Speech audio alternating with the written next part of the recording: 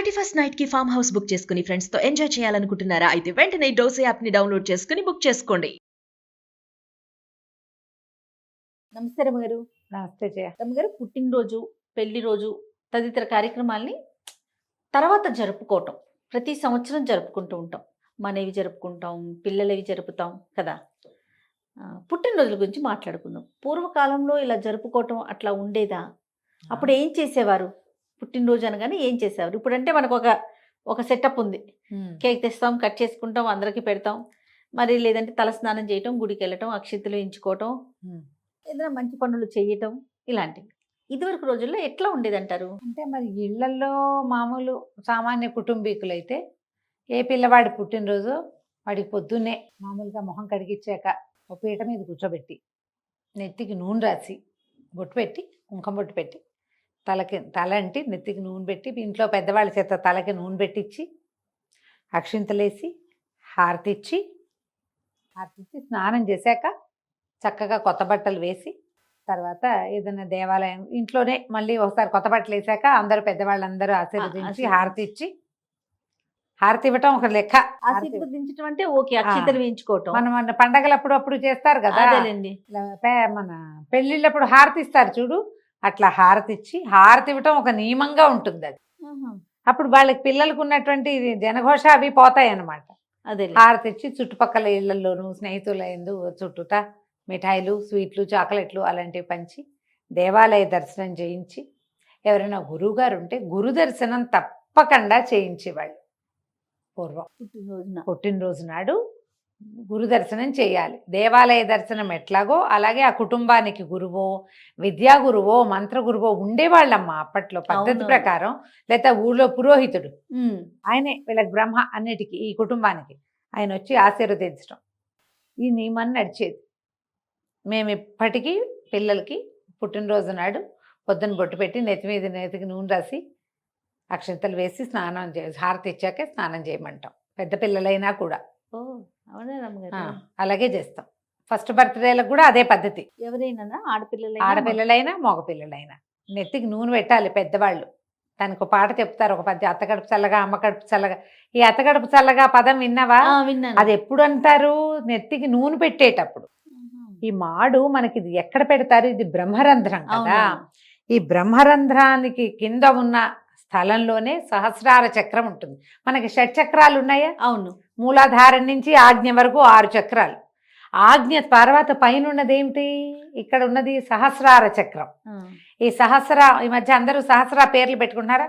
సహస్ర అంటే చక్రం కాదు, అది జేజు కాదు. సహస్రం అంటే 1000. సహస్రారము అంటే 1000 రేకుల కమల ఉంటుంది ఇక్కడ ప్రతి మానవుడికి. ఆ కమలంలో అమ్మవారు ఉంటుంది.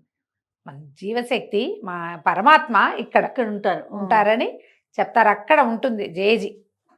అందుకని ఈ బ్రహ్మరంధ్రం మీదే పెడతారు. నెత్తి మీద పెడితే జ్ఞానం కలుగుతుంది, జ్ఞానవృద్ధి అవుతుంది. పెద్దలందరి ఆశీర్వచనాలు లభించడం వల్ల జ్ఞానవృద్ధి జరుగుతుంది. ఈ నెత్తికి నూనె పెట్టడం అంత ఇంపార్టెంట్. మనం ఏం చేస్తాం, క్రమంగా మనం ఈ పిల్లలతోటి కాస్త వయసు వచ్చాక వాళ్ళతోనే దీపం పెట్టించటము, తులసికి కాస్త నీళ్లు పోయించి దండం పెట్టించడము, దేవాలయంలో అర్చన చేయించి దండం పెట్టడము, ఆయుష్ హోమం చేయటం ఒకటి విధానంగా ఇది వరకు ఉండేది. పుట్టినరోజు నాడు ఆయుష్ హోమం చేయటం. మామూలుగా ఏం చేస్తాం మనం పుట్టినరోజు? ఇప్పుడు డేట్లు చూసుకుంటున్నాం కదా, తిథి నక్షత్రాలు చూసుకోవాలి కదా. తిథి మనం ఏ తిథి నాడు పుట్టేమో, ఇప్పుడు మార్గశిర పౌర్ణమి మనం పుట్టింది, ఆ పౌర్ణమి నాడే పుట్టినరోజు చేసుకోవడం. ఆ పౌర్ణమి ఈ సంవత్సరం డిసెంబర్ 5వ తారీఖు వస్తుంది, వచ్చే సంవత్సరం డిసెంబర్ 24వ తారీఖు రావచ్చు. అవును, పౌర్ణమికి రోజులు మారుతాయి కదా, ముందుకి వెనకెత్తాయి. మనం డేట్ పెట్టుకుని డేట్ అయితే మారదు, కరెక్ట్గా డేస్ కుదిరినే 365 అని లెక్కెట్టుకుంటాం. తిథి ప్రకారం చేసుకునే విధానం ఇది. ఈ తిథి నాడు కనుక చేసుకుంటే తిథి నక్షత్రము కలిసి వచ్చిన రోజులు అప్పుడప్పుడు వస్తాయి. మనమేనా ఒక నక్షత్రంలో పుడతాం, ఫలానా తిథి ఫలానా నక్షత్రం, ఆ 2 ఫలానాలు కలిసేవి కూడా ఒక 7-8 ఏళ్ళకు ఒకసారి వస్తూ ఉంటుంది. ఓకే, అలా పర్టికులర్గా వచ్చినప్పుడు తిథి, వారము, నక్షత్రము 3 కలిసి వస్తాయి. అప్పుడప్పుడు చూసుకుంటూ ఉండాలి. అప్పుడు ఆయుష్ హోమం చేస్తే ఎక్కువ ఫలితం ఉంటుందని చెప్తారు.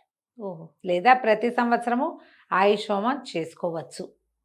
మనకు కొంచెం కలిగి ఉండి అవకాశం ఉంటే కనుక ఈ పిల్లల పేరిట ఆయుష్ హోమం చేస్తే పిల్లలకి బాలారిష్టాలు ఉంటాయి, ఊరికే పడిపోతారు. అవును, ఊరికూరికే నెత్తురు కళ్ళ చూస్తారు, తగాదాలు తెస్తారు, ఆరోగ్య సమస్యలు ఉంటూ ఉంటాయి. అలాంటప్పుడు గనక మనం ఆయుష్ హోమం చేయిస్తే చాలా మంచిది. దీంట్లో మళ్ళా 8వ ఏట 16వ ఏట ప్రత్యేకంగా చేయిస్తారు.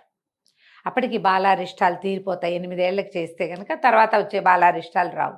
16వ ఏట చేస్తారు. ఎవరికైనా పిల్లలకి ఉపనయన సంస్కారం చేసే విధానం ఉన్నది వాళ్ళు ఉన్నారు. అవును. అప్పుడు 5 రోజులు హోమాలు పెట్టుకుంటారు. 5 రోజులు చేసే పద్ధతి కనిపిస్తుంది. కొంతమంది చేస్తారు, మేము అట్లా చేసాం. కొంతమంది చేస్తారు, అవకాశం ఉండాలనుకో. అదే. అప్పుడు 5వ రోజున ఆయుష్ హోమం చేసే వాళ్ళు కూడా కనపడతారు. అది కూడా ఏంటంటే ఈ ఈ జన్మ నక్షత్రానికి వాటికి బలం చేకూరుతుంది. ఏవైనా సమస్యలు ఉంటే అవి తీరుతాయి, బాలారిష్టాలు తీరుతాయి, సమస్యలు వెనకబడతాయి. అందుకని చేయించటం. మనం కూడా ఇప్పుడు దేవాలయంలో మన పేరుతోటి అర్చనో అభిషేకము ఈ పిల్లల నక్షత్రం రోజున మనం బర్త్ డేట్ రోజున కాకుండా ఆ తిథో నక్షత్రము సెలెక్ట్ చేసుకుని దాని ఆ ప్రకారం రోజున మనం ఎక్కడైనా అభిషేకం చేయిస్తే మంచిది. మనకి ఇష్టదైవం దగ్గర చేయించుకోవచ్చు. పిల్లలు ఇంకా విద్యార్థి దశలో ఉంటే సుబ్రహ్మణ్యాభిషేకం చాలా మంచిది. ఓకే. సుబ్రహ్మణ్యాభిషేకం మామూలుగా కృతికాభిషేకం చేస్తారు కదా, కృతిక రోజున ఆయనకి అభిషేకం అవును. చేస్తారు. మన నక్షత్రం ఏదో ఆ రోజున కూడా మనం ఏర్పాటు చేసుకోవచ్చు కదా చక్కగా. ఇట్లా అభిషేకాలు అవి చేయిస్తే సుబ్రహ్మణ్య ఆరాధన వల్ల పిల్లల్లో జ్ఞాన వృద్ధి కలుగుతుంది, మార్కులు బాగా వచ్చి చదువులు వస్తాయి. పూర్వకాలపు విధానాన్ని పాటించేటట్లయితే కనుక పిల్లలకి హారతి ఇవ్వటం ఒకటి అలవాటు చేసుకోవచ్చు. తప్పకుండా. మనం రేగుపళ్ళు పోస్తారు కదా, భోగిపళ్ళు పోస్తామా? సంక్రాంతి భోగిపళ్ళు పోస్తామా? ఈ భోగిపళ్ళు ఎప్పటిదాకా పోస్తారు? కాస్త 8 ఏళ్ళు వచ్చేదాకా. అవును. ఆ తర్వాత చెయ్యరు కదా. అవును. పుట్టినరోజు అమ్మా నాన్న ఉండాలి, కానీ అమ్మ ఉంటే ఎప్పటికీ మన పుట్టినరోజు సక్సెస్ఫుల్గానే వెళ్తుంది. తల్లులకి ఇది చేత కావాలి. చక్కగా హారతి ఇచ్చి స్వీట్ తినిపిస్తారు కదా. తినిపిస్తారు. తీపి పదార్థం, స్నానం తీపి. చేశాక కొత్త బట్టలు ధరింపజేసి బట్టలకి పసుపు పెట్టుకోవటము, అవును. పసుపు పెట్టి కొత్త బట్టలు వేయించటం, తర్వాత ఏదైనా తీయని పదార్థం తినిపించటము. చక్కగా ఆడపిల్లలైతే బొట్టు కటకబెట్టి 4 నగలు అలంకారం చేసి పెద్దవాళ్ళకి దండాలు పెట్టించి అవును. వాళ్ళతోటి ఆశీర్వచనాలు ఇప్పించి దేవాలయానికి వెళ్ళి ఆ భగవంతుడి ఆశీస్సులు కూడా తీసుకుంటే పుట్టినరోజు ఈ సంవత్సరం అంతా బాగా వెళ్తుంది. ఒకవేళ ఈ సంవత్సరంలో మనకి ఏదైనా సమస్యలు వచ్చే అవకాశం ఉంది, గోచార రీత్యా కానీ మన జాతక రీత్యా కానీ ఉందనుకో, ఈ క్రియల వల్ల ఈ పెద్దవాళ్ళ ఆశీస్సులు ఈ దేవాలయ దర్శనము వల్ల ఆ పెద్ద ప్రమాదాలు కొంచెం చిన్నగా అవుతాయి. అందుకని పూర్వం ఈ విధానాల్ని పాటించేవాళ్ళు. ఇప్పటికే అవి పాటించే కుటుంబాలు ఉన్నాయమ్మా, అవును డబ్బు ఉన్నాయి, చేయొచ్చు. పండగలకు కూడా చేస్తాం మేము. పండగప్పుడు కూడా పిల్లలకి బొట్టు పెట్టి హారతి ఇస్తారండి. హారతి ఇవ్వం, బొట్టు పెట్టి నెత్తి మీద నూనె నూనె పెడతాం. పెడతారు. ఇప్పుడు మనకి హారతులు అంటారు, ఈ దీపావళికి అప్పుడు ఇక్కడ తెలంగాణలో చేస్తారు కొన్ని ప్రాంతాల్లో. హారతులు ఇస్తారా? అనేది ఒక ప్రత్యేకమైన ప్రోగ్రామ్. ఓకే. అందరికీ హారతి ఏమీ లేదు, అదంతా కూడా మన ఆరా క్లెన్జింగ్. అంతే. ఆరా క్లెన్జింగ్ విధానమే. చెయ్యొచ్చు, చుట్టుపక్కల ఎవరైనా చేస్తున్నా మనం కూడా చేయొచ్చు, లేదా మనం ఈ పద్ధతినైనా చేసుకోవచ్చు కదా, పుట్టినరోజు నాడైనా చేసుకోవచ్చు కదా. రైట్ అమ్మగారు, నమస్తే. నమస్తే.